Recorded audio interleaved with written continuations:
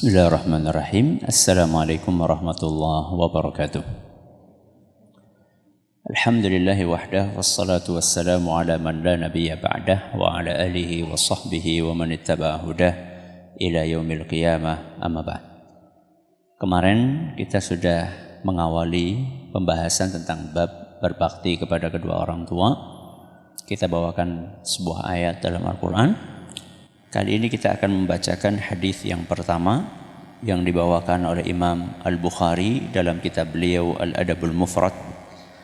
Hadis ini disampaikan oleh seorang sahabat yang bernama Abdullah ibnu Mas'ud radhiyallahu anhu. Beliau berkata, "Sa'altun Nabiyya sallallahu alaihi wasallam ayyul amali ahabbu ila Allah azza wa jalla."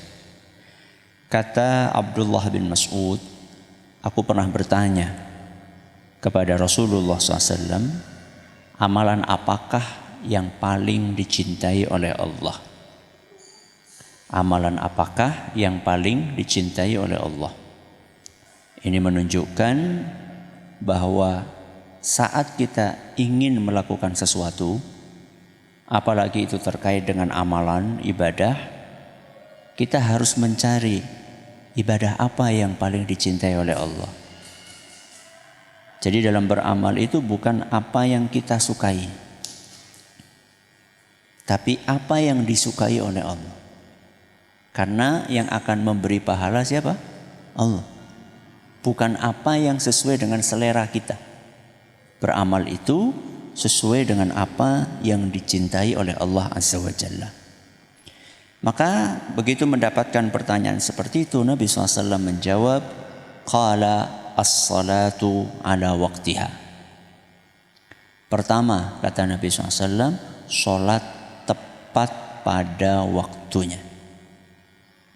Rasulullah SAW mengawali nasihatnya ini dengan menyebutkan hak Allah Azza wa Jalla. Allah yang menciptakan kita, yang memberi kita rizki, yang memberi kita segala-galanya, memiliki hak yang paling besar atas manusia. Dan salah satu hak yang terbesar setelah tauhid adalah sholat 5 waktu. Dan sholat 5 waktu itu dikerjakan bukan asal-asalan, tapi dikerjakan sesuai dengan aturan yang sudah digariskan dalam agama kita. Salah satu aturan itu adalah tepat waktu. Begitu azan dikumandangkan, maka seluruh aktivitas yang lain bisa ditunda. Tapi sholat itu yang harus didahulukan. Inilah amalan pertama yang paling dicintai oleh Allah. Kemudian setelah mendapatkan jawaban seperti itu, Ibnu Mas'ud bertanya lagi, "Tsumma ayyun?" Terus apalagi wahai Nabi? Setelah sholat 5 waktu terus apalagi? Maka Nabi SAW menjawab yang keduanya, "Tsumma birrul walidain." Kemudian berbakti kepada kedua orang tua.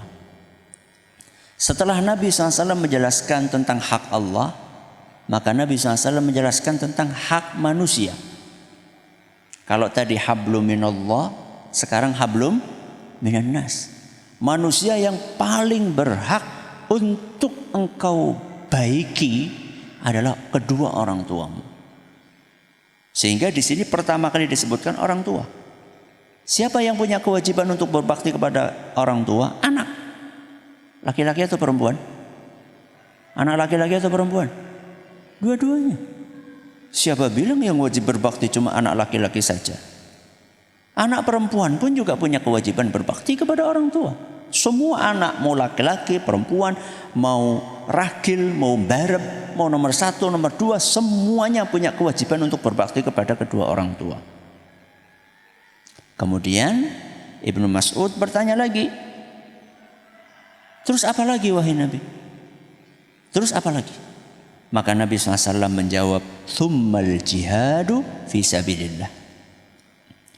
Setelah itu engkau punya amalan yang sangat dicintai oleh Allah, yaitu berjihad di jalan Allah, membela agama Allah dengan potensi apapun yang kita miliki. Ada yang bisa dengan nyawanya, ada yang bisa dengan hartanya, ada yang bisa dengan tubuhnya, ada yang bisa dengan pikirannya. Masing-masing dari kita harus berjuang untuk membela agama Allah Azza wa Jalla. Berarti di sini kita bukan hanya memikirkan urusan pribadi kita saja, tapi kita juga harus memikirkan urusan agama kita. Apa yang bisa saya berikan untuk agama ini? Namun jihad itu nomor 3. Setelah apa? Birrul walidain, terus sholat 5 waktu. Sehingga dalam hadis riwayat Bukhari dan Muslim, ada seorang sahabat pernah minta izin kepada Nabi SAW untuk ikut berjihad. Maka apa kata Nabi SAW? Ahayyun walidak? Apakah kedua orang tuamu masih hidup? Pemuda itu mengatakan, iya, masih hidup. Apa kata Nabi? Fafihima fajahid. Berarti kalau kayak gitu, jihadmu itu berbakti kepada kedua orang tuamu. Bayangkan mau berangkat jihad fisabilillah, begitu ditanya masih punya kedua orang tua, maka Nabi SAW mengatakan, berjihadlah untuk berbakti kepada kedua orang tuamu. Saking pentingnya birrul walidain. Sudah? Terus Ibnu Mas'ud melanjutkan, haddatsani bihinna. Nabi SAW sendiri yang menyampaikan kepadaku 3 hal tersebut. Ini untuk memastikan bahwa Ibnu Mas'ud menyampaikan ini bukan dari pendapat pribadinya, tapi ini langsung dari Nabi SAW yang menyampaikan. Terus beliau mengatakan, walau istazadtuhu lazadani. Kalau aku minta lagi, itu kan terus apa lagi, terus apa lagi, terus apa lagi, sampai berapa kali?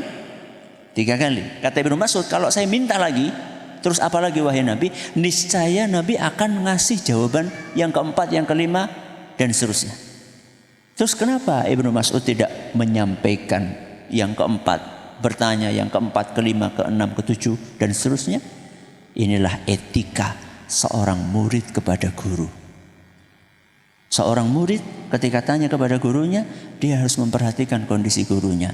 Jangan sampai pertanyaan ini membuat gurunya jadi bosan, ya, kakain banget kulit takon gitu. Harus kita memperhatikan kondisi guru kita. Sebagaimana Ibnu Mas'ud memperhatikan kondisi siapa? Rasulullah Sallallahu Alaihi Wasallam. Inilah hadis yang pertama. Besok insya Allah kita akan membahas hadis yang kedua. Kita akhiri dengan doa kafaratul majlis. Subhanakallahumma wa bihamdika asyhadu an la ilaha illa anta astaghfiruka wa atubu ilaik. Assalamualaikum warahmatullahi